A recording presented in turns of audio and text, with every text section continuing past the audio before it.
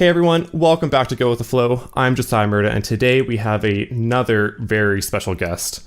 He is a retired U.S. Army soldier and served 20 years in the military. And he worked with both Special Operations Command at Fort Bragg and NATO Special Operations Headquarters in Belgium. And now he hosts his own YouTube channel called Beer, Wine, and Spirits. And his name is Mr. Jeff Bradford. Thank you for coming on the show, man.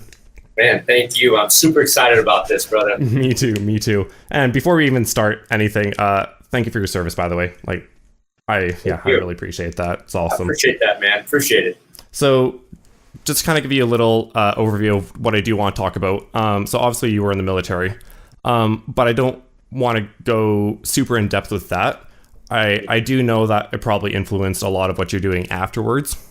And you did carry skills or I guess different disciplines or little things like that over into the, I would say, entrepreneurship type of world with the YouTube channel and things like that. But before we do that, I do want to learn a little bit about your backstory, like your childhood, where you grew up and little things like that. So I do know you were born in, I think it's San Dimas? San Dimas, yeah, okay. San Dimas, right. Okay. So you grew up there. What was your childhood like? What was your family like? What was San Dimas like? What was it in general? Was it a good childhood? Was there stuff that happened that was a little off, or just give me a little background on that? So it's very interesting childhood that I had. So was born in 1979. 70s were great. Were a great decade, right? Yeah. So they were born in 1979.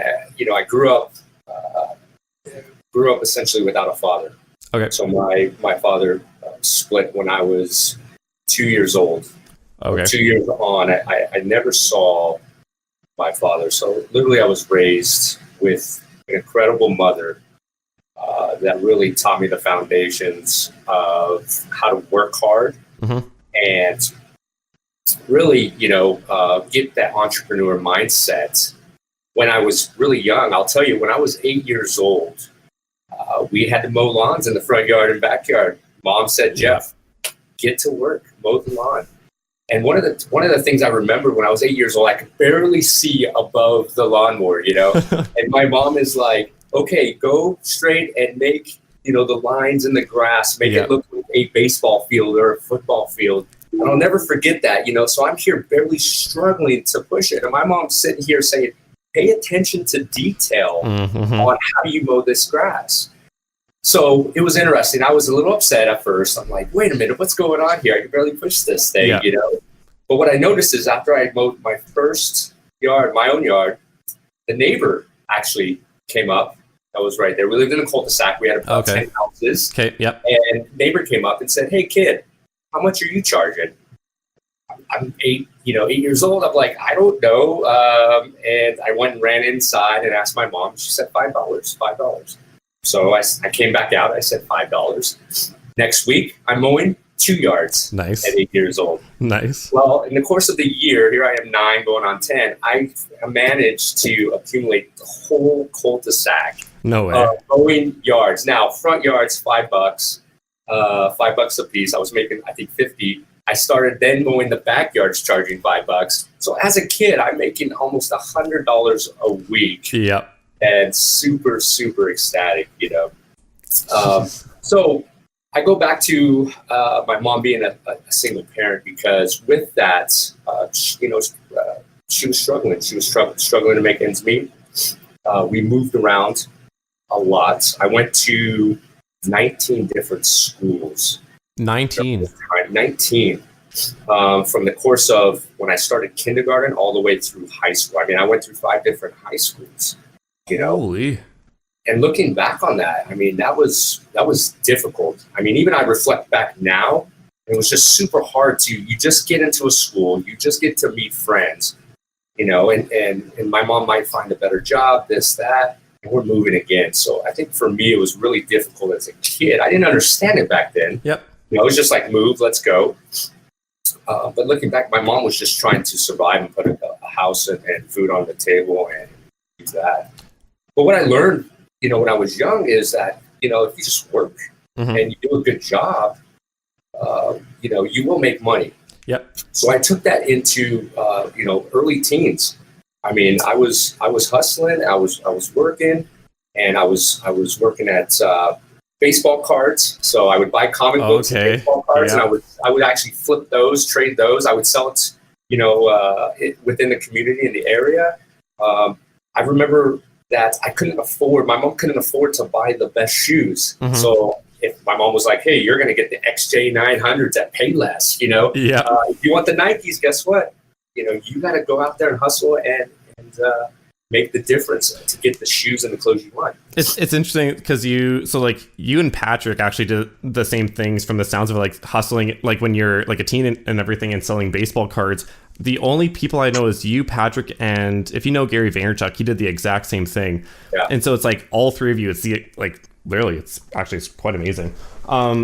It's interesting because, I didn't think of it at that point in time. I just looked at it, I liked it. So, going back to the mowing the lawns, at first it was like, okay, but when you start getting money and you're, especially at that age, 50 cents was amazing, to have and go. So I was making $5 turned into 50. I mean, it was just incredible to be able to do that. So you've always been a hustler then, like from the sounds of it, obviously. Now, high school life. What were you like in high school? Like before the military, like just what type of kid were you there? I was a D student. I mean, I would get into school, especially in high school, right? Yep. You become a little bit more rebellious. Here I am. I went to 5 different high schools, right? And I remember I got into school. I took, grudge. Nobody accepted me. You're the new kid. Mm-hmm. But by that time, I would meet 1 or 2 people. It was time to move again. Yep. Got into a lot of fights, and I didn't want to go to school. I will tell you, I didn't want to go to school. I was doing jobs. I was working. I remember I was working at even a pool hall. Dusting tables and cleaning up after. I was making money. I was like, this is what I want to do. This is what I want to. School, I'm getting picked on. I'm getting bullied. Nobody's accepting me because I am traveling around a lot and going to these different schools. I didn't want to be there, and to be honest, that's what happened during high school. And I really didn't see, as I started to go through, I didn't like it, and I know I needed change. Yep. I needed to do something different. Yeah. And one of the things that intrigued me was, I saw the recruiter at the high school, the military, nice uniform. And he's like, to be all you can be was the slogan back then for the U.S. Army. And I'm not going to lie, I bought into it. I said, you know what? I don't like school. Mm-hmm. Maybe this might be an opportunity to go out and do something, because and give me a little bit of structure in my life. And that was my initial point. And so here I was. This is crazy, but 6 months before I even got out of high school, I already was signed up for the delayed enlistment program. So I already signed up. I was already knowing where I was going to go. So 6 days after I graduated high school, mind you, I was on a bus getting shipped to Fort Leonard Wood. Jeez. Training, man. Yeah. Unreal. So this is what I find interesting too. So when you're a preteen or a teenager or whatever, you're a hustler and everything, but then you get into school, you absolutely hate school. I can relate with that 100%. But then you go from like an entrepreneur basically to the military where everyone's in control of you now. What was that like? That transition? Yeah, it was tough, and it was scary. To go from a little bit of freedom, and to being I call it institutionalized. Okay, yep. Was interesting for me. I was scared, but I liked the discipline, and I liked what I was learning from the military. Okay, yeah. So I liked the challenge of we did PT and running and being the best. And that's when it kind of flipped for me, it was all these different small challenges, PT, who could do the most push-ups. That's how I looked at it. I was a new guy, and here I was with other, peers of mine that enlisted, and I wanted to be better than them. So it became a competition style phase, and I actually enjoyed it. And I saw that I was getting better, and I was putting more time in studying and taking apart my weapon and doing this. Nice, and, yeah. It's I started to like this institutionalization of the U.S. Army. Yep. Now, were you an athletic kid? Sorry, before the military, or did you start to get in shape and everything in the military? Like, when did that start to happen? So I was always an athlete. Okay. But here's the problem with moving a lot. I would start a sport. Yep. I remember in high school, I was going through Hell Week in football. I got to the first game, and I was moving. Oh, I mean, and so mentally for me, that was always tough, because here I was, in a school program, starting to develop relationships, and it was next thing you know, I'm moving again, and that was extremely difficult. But all in all, I was always athletic. In fact, I still am. So I was going to say, because like I can kind of tell you're I want to say a health nut almost, like you love fitness and everything like that. So like you were very athletic in school, but did you work out in school, or did you start to take the fitness side of things more seriously in the military during like the competitions, during PT and little things like that? No. So I remember I think junior year, and I took a PT. It was like a weightlifting course, and this was purely for just training. And by the way, I was like, I didn't want to go into any other elective, I was like, because I knew I liked being athletic sports and stuff like that. So I took that as an elective, and I got into it right in my junior year of high school of kind of lifting and dabbling into it. So, but yeah, it all started right around high school, but just dabbling into it. Yep. Just dabbling into it a little bit, but. And I got into the military, and my first duty assignment, 101st Airborne Division, obviously and that's where I met Patrick Ben David. Yep. And him and I became students of bodybuilding. He was more motivated than ever. He had this vision of becoming a bodybuilder, and I was like, you know what, this is great, and I'll train with this guy because this guy is the man when it comes to it all. Yeah. Now, actually, I have a question for you. So Patrick was saying that he was almost the like drug dealer of like creatine and stuff like that in the army or something. Like he was almost like a hustler doing that type of stuff. Were you involved in that as well with him, or was that just his thing? I will tell you, I was on the sidelines, man, cheering him on. So here's the thing with Pat is he studied creatine. I remember, man, creatine was the craze, and we're going way back now in terms of supplementation. Okay. Here. Creatine was the new craze, right? Yep. And I remember, I'll never forget this. We're sitting there and we're studying. Hey, I call him B, he calls me B. Okay. So even to this day, it's still that way. So he was like, B, creatine, you got to try this thing, man. And by the way, we got to buy grape juice. Because if you drink grape juice with creatine, you'll absorb it and you'll get bigger faster and you'll be able to flow a little bit better. Yeah. So extreme, even back then, I think about that, 18, 19 years old, selling it, man. And I bought into it, We know now, that's not necessarily the case, but studies back then stated that, and he would sell it, and, you'd read it here and you didn't have to read it because Pat's passion for it, his ability of persuasion and selling was just incredible back then, and I was all for it. So and other people bought into it. Next thing you know, the whole barracks floor is doing this. That's awesome. So. Now, wait, okay, were you in basic training with him, or no? How'd you guys meet then? Yeah, so after basic training, you get assigned a duty station. Yep. Fortunately for me, I was able to go to the 101st, just like Patrick. Yep. I think we were there a few weeks, and then him and I were like 4 rooms down in the barracks. These old World War II style barracks. Nice. And from that point on, him and I were inseparable in the military. And then he left. What did you do next? That's the type of stuff that I can't find much on. It's just give your version of the overview of what you did after that. Yeah, so it was a funny story about that. So I'm loving the military. I'm not gonna lie, I love the challenges. I actually made sergeant fairly quickly. Okay. So I was actually now in charge of 3 to 4 soldiers. Nice. Now in a leadership role. Yep. And Pat here's Pat on the bubble. You know, he's like, I don't know if I should go in. I just re-enlisted to go with the 173rd Airborne Brigade over in Italy. Okay. So I wanted to go overseas and experience Europe. Yeah. So now I'm a guy that's, knows how the military is operating. Now I just want to go see the world. I'm curious about that. So I try to talk Pat. into it. I'm like, Pat, we can go over there and then, we can do this. And again, we're inseparable, it's my best friend, right? Yep. And he comes to me and tells me, B, I'm not gonna re-enlist. I'm not gonna re-enlist. I'm gonna get out. Okay. So I end up going off to Italy, and then Pat goes on to do this amazing career. I don't know if you heard, PHP and value. Oh yeah. Yeah. Of course.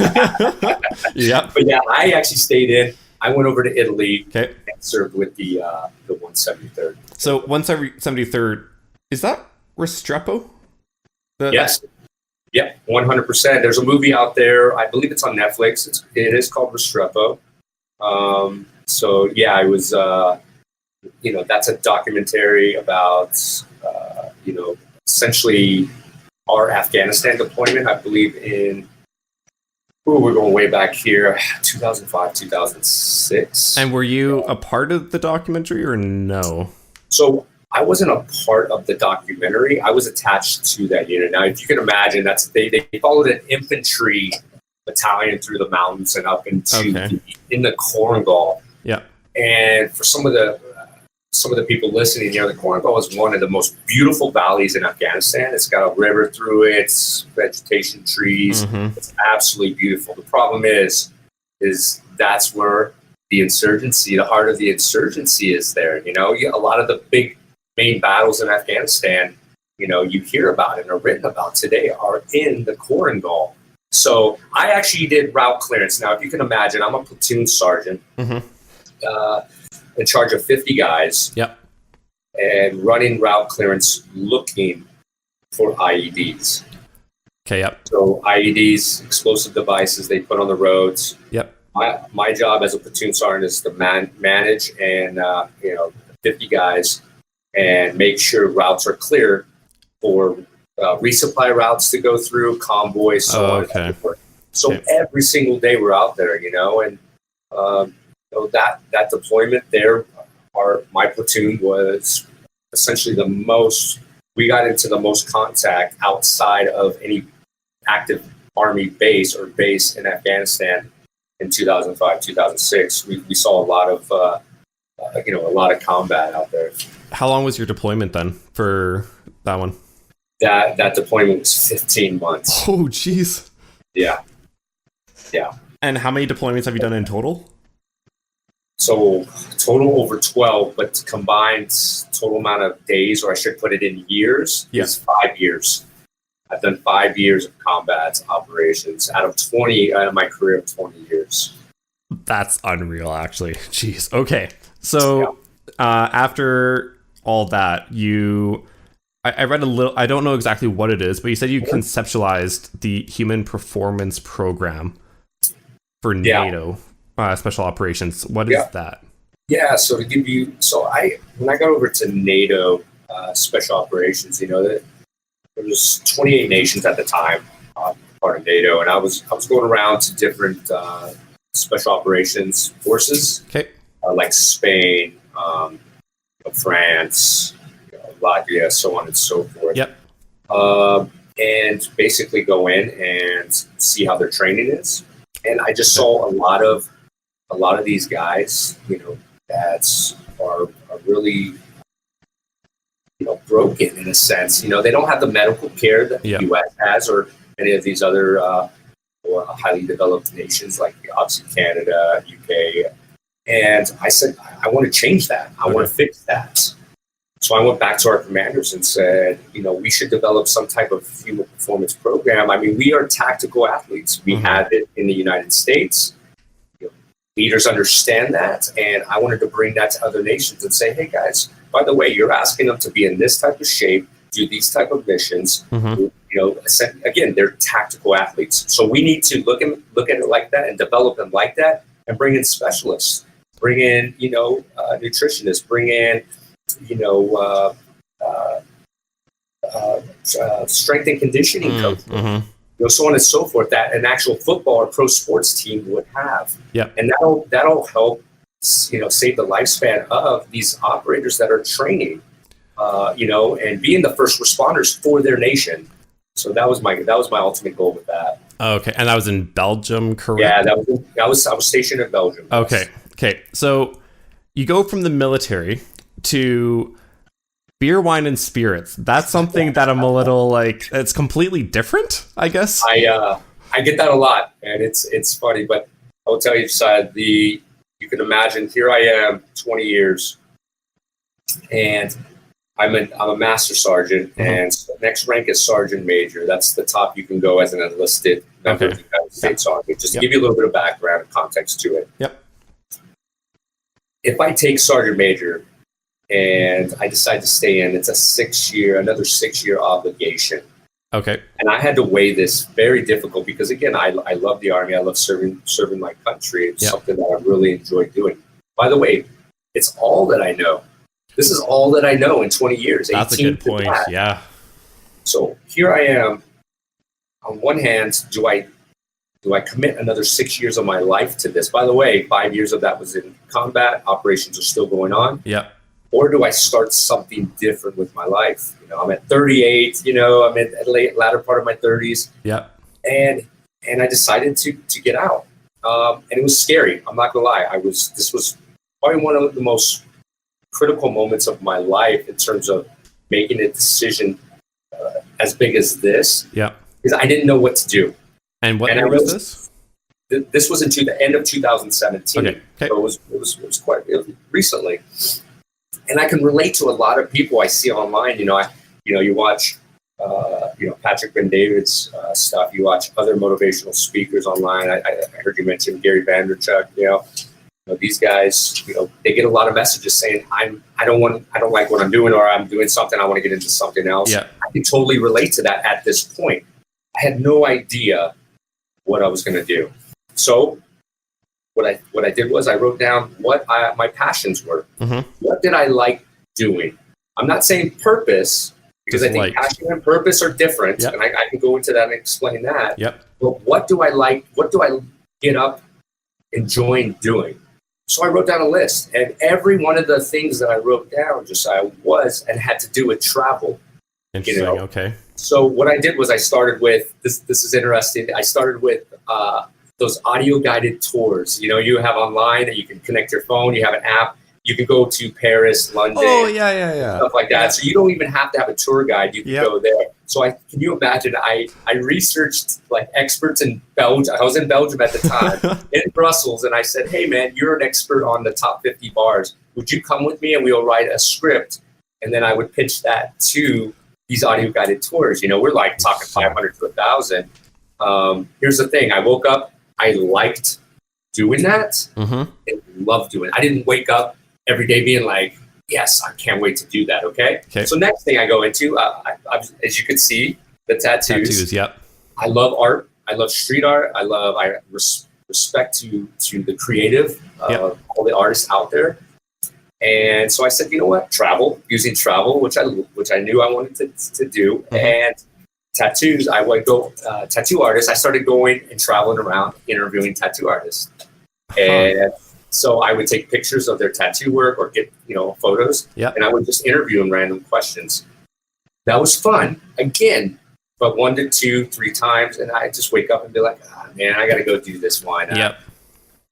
So the next one, I was always fascinated about the art and science of beer, wine, and spirits. Mm-hmm. And let me tell you, whenever I had a beer, if you ever been, you go to a bar, you see that on the taps, you see a label, or you're drinking a beer, or you go down in the aisle, you see labels. Yeah. You see cool creative, again, going back to art.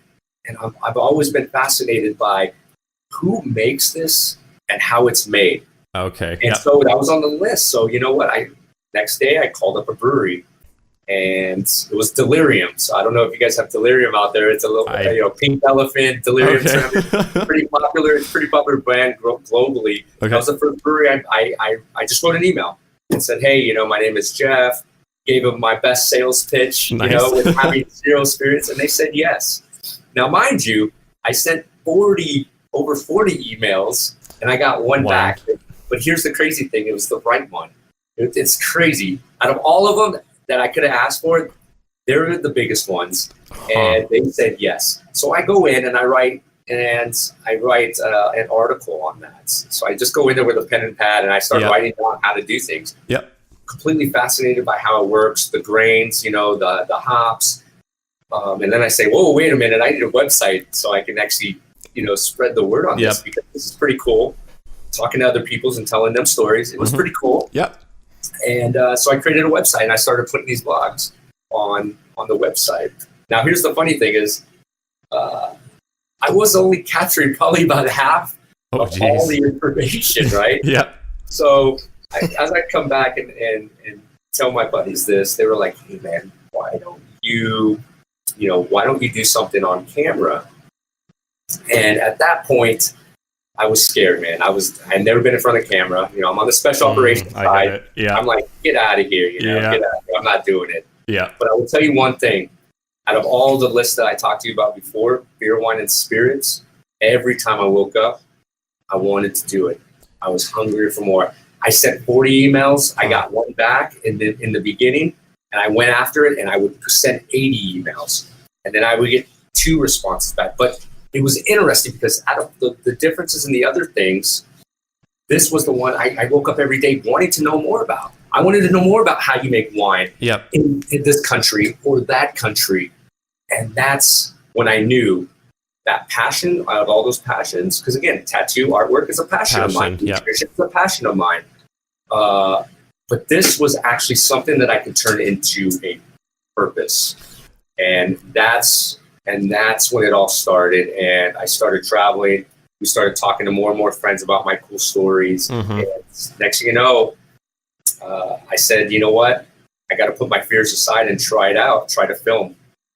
And let me tell you, the first episode was in South Africa, and it was I saw that, yeah. I didn't even post the original one. Oh, really? Let me tell you something, Josiah. It was horrible. It was horrible. I mean, I didn't have a experienced videographer. I said, hey, buddy, can you, a friend of mine, help me out with it? Nice. Camera's shaky. I tried to, it was horrible. So I looked at it and I said, I don't know about this. I don't know if it's a cool story, concept, but I don't think people are going to really like the camera shaking all around and looking like an earthquake for 20 minutes or. So that's when I looked at it and had to do a self-assessment on it and say, I love doing this. I absolutely love what I'm doing. But how do I enhance the content? And that's when I started actively searching for a content creator. And that content creator is Valuetainment, correct? Or how did they get involved? Because I know Valuetainment is now part of Beer, Wine, and Spirits. So what's that relationship? Yeah. So to give you a backstory on that, so at this point, Valuetainment, and I will tell you, pitching to Patrick, everybody thinks, because Patrick and I are really close friends, one of my best buddies, that I would easily be able to get on Valuetainment. That is not the case. Interesting. Okay. He's a businessman. Yeah. On one hand, we got our friendship, and I think that's why we work so well now. On one hand, we have our friendship. On the other hand, we have business. Yep. And we can separate both of them between him and I. Yep.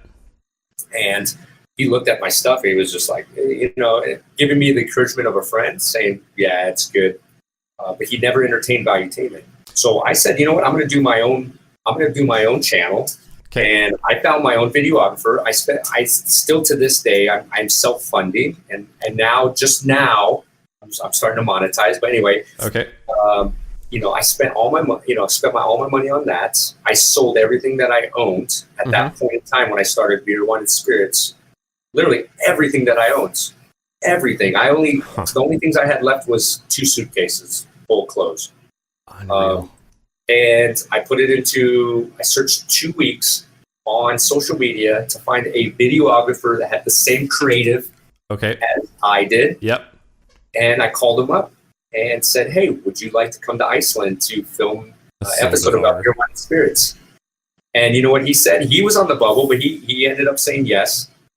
And I met him in Iceland, and we started filming, and it was crazy because I remember showing up at the first brewery, And here it is, a 23-year-old kid by a videographer named Yoel. Okay. And graduated London Film School, lives in London. And he looks at me and says, all right, Jeff, how do you want to film this? And I looked at him, I said, Yoel, I have no freaking idea. Like, I'm used to shooting guns, jumping out of airplanes, yep. and, going off to war, man. I have no idea. So we ended up just going off the fly. I mean, literally going off the fly, just filming stuff. That's awesome. So, fast forward, 10 months, we go to 10 different countries. We start to figure it out little by little. Yep. And I pitched to Pat and say, how's our content? And at that time, he's like, it's absolutely amazing from his point of view. This is something that I think we can bring over to Valuetainment. Right now, it's just bridging the gap on entrepreneurship and, where beer, wine, and spirits fits. But it's interesting because we put a few videos on there. One video is the Scotland, how to make whiskey in Scotland. Yep. Got just under 400,000 views in 6 months. Real. On Valuetainment. So there is a demand. We saw that, and that's what kicked it off. Besides the content was showing that, getting that information about there is a list of there are people that want to see this show. Yep. Now that's something else that I kind of picked up on was, so like Valuetainment is like very strictly entrepreneurship and value based. Me and Patrick talked about that. But when it comes to beer, wine, and spirits, one thing, I mean, maybe it's just me, but it was more of like storytelling, I guess, of each like brewery or distillery. Like it was more like of a storytelling and not strictly like, hey, this is how we make it and that's it. That's the part that I found interesting, and but now Valuetainment picked that up. Like it's two different, very different content types. Sorry, there we go. Yeah. So like, is Valuetainment, correct me if I'm wrong, but are they now they handle like the content creation side of that, or are they investors in it, or what are they doing then exactly? Yeah, so first and foremost, Valuetainment built itself up as being the number one entrepreneur channel. Yeah. But I think people fail to realize that, value and entertainment, hence Valuetainment, is about all things that are going to provide just that, value and entertainment on segments. So Pat's vision of Valuetainment is, to be a media company. So he wants different segments. We want to be the biggest channel on YouTube, right? That's our goal. That's what we expect. Yep. And so looking at that, Patrick built a solid foundation on entrepreneurship on his channel that he developed. Mm-hmm. But now it's time to pivot into different segments. And the way I look at beer, wine, and spirits, and the way he looks at beer, wine, and spirits, and what we want everybody to know about it is essentially that I am a travel documentarian of beer, wine, and spirits. Yeah. I have different segments. I teach you about how it's made, and then we're going to storytell. We're going to teach you. We have episodes about Oktoberfest and behind the scenes at, Oktoberfest to making wine in South Africa. So, if I could say that what we represent for beer, wine, and spirits on Valuetainment is exactly that. We're a travel documentarian show. Got it. I document all about beer, wine, and spirits. Yep. Now, in terms of, monetization, and I've got that entrepreneur spirit. Yep. I'm going to monetize it myself. Yep. I'm going to put my shows on the channel and start to develop, revenue for the channel. Got it. One other question I do have before we go into something that I called the fire round. I saw a lot of people do it, but basically it'll just be like a lot of questions. First thing that comes to your head, say it. But before we get into that, would you ever start your own liquor brand? Because I do know that you were saying that you want to be the Anthony Bourdain of beer, wine, and spirits. Yeah. Would you start your own liquor brand or anything like that? Do you see that in the future, or do you just want to go around and like you said, be the Anthony Bourdain, and that's kind of it? Yeah, I wouldn't put that off the table. It's definitely on the table. I will tell you, it's not on my 5-year plan now. Yep. But who knows? When I get to 5 years and seeing how I built this, it might be something that I entertain during that time. But I'm not keeping it off the table. Yeah. Okay. I was going to say, with all that knowledge you gain from everyone, like throughout the episodes and everything, you could probably really use that later on. But hey, oh yeah, no, that's definitely a good point. And like I said, it's there. But I have it shelved. So it's there, but I have it shelved. Buddy. Okay, sounds good. Okay, so let's get into the fire round type of questions. So again, just say the first thing that comes to your head, whether it be a opinion or just a strict answer, like yes or no, whatever comes to your head. That's what you're gonna do. Okay. Right. Okay. We'll try it out, man. Okay. That's the first time I've been doing it too, so hopefully it's entertaining. First one, the Marines. What are your thoughts on them? Hardcore. Okay. What is one skill you really want to learn or develop? Sales. Okay.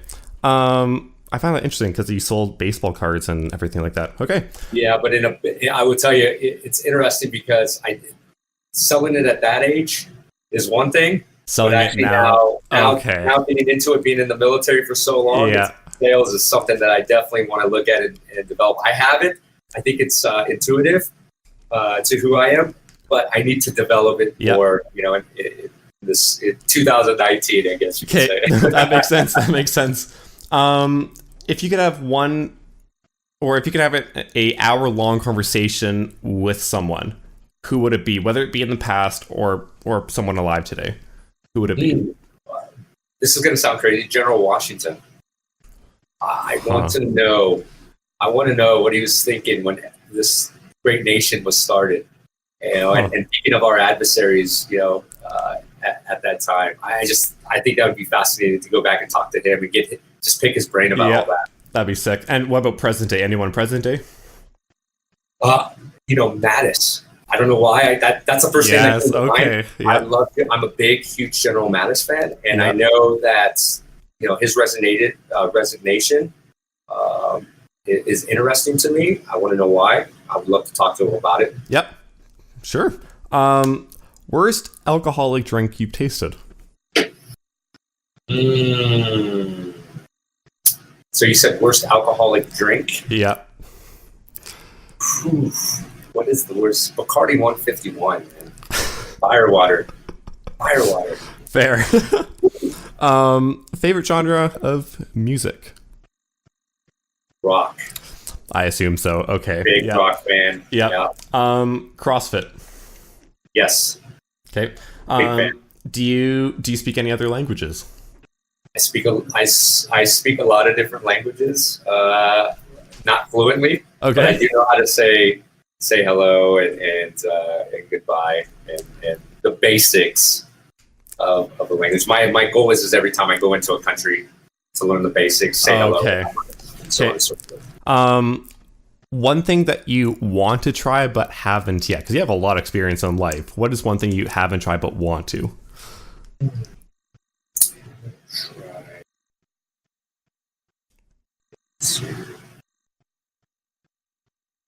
Okay, this is going to sound crazy. Okay. I skied once. And I skied. And you're from Canada, right? Oh, I've never skied and I'm from Canada. Yeah, okay. I tried it once for like 2 minutes. Okay. So I definitely want to get back on the skis and try it. Okay. Have you been wakeboarding or water skiing or anything like that, or no? Huh. Yep. Okay. So, interesting. I'm from Canada. People here, they're shocked that I haven't skied. I'm like, I haven't really been to the mountains that much either. It's just something really. It's not something you're interested in, huh? Well, I'm interested in it, but like I'm in Saskatchewan and it's literally it's flat here. Like there's no mountains. There's maybe a few little hills, but that's it. It's funny because I went skiing. I did ski for like a couple minutes just because the reason why is because I was snowboarding. I kept falling and almost broke my arm. So I'm like, okay, let me go try skiing. Yeah. And I fell down. I was like, oh, I'm done. You're done. Do this. Fair enough. I want to get back on the skis. Social media.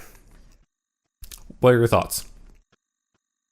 That's how, love it. Absolutely love it. I think it's essential in today's world to show who you are. Preferred platform on it? I have to go with Instagram right now. Fair. Yep.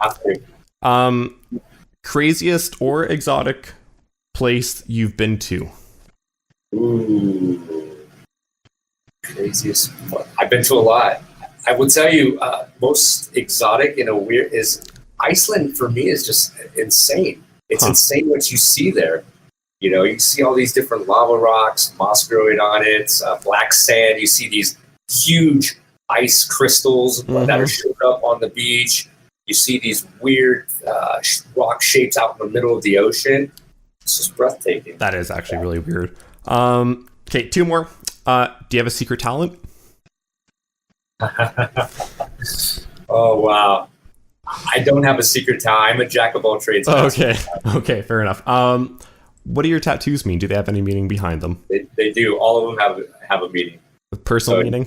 Yeah, they do. Okay, yeah. You want me to go through them or are you good to go? No, you don't have to get into them if you don't want to. Yeah, all my tattoos have meanings. Okay, fair enough. Anyways, thanks for coming on the show. We'll end it there. I really enjoyed myself. That was awesome. Everyone, go follow all of the social media. And I believe Instagram is beer_wine_spirits. That is correct. Okay, it'll be on the screen as well for people watching on YouTube. And go subscribe to his YouTube channel as well. It's actually really interesting. I have to say so myself. I throughout like a few days now, I've been watching some of it, and I actually got hooked. It's awesome. Anyways, thanks for coming on the show, man. I really, really appreciate it. And everyone, again, go follow his Instagram and all of his social media and YouTube. And I hope you got some value and entertainment out of this as well. And we'll see you in the next one. Take care.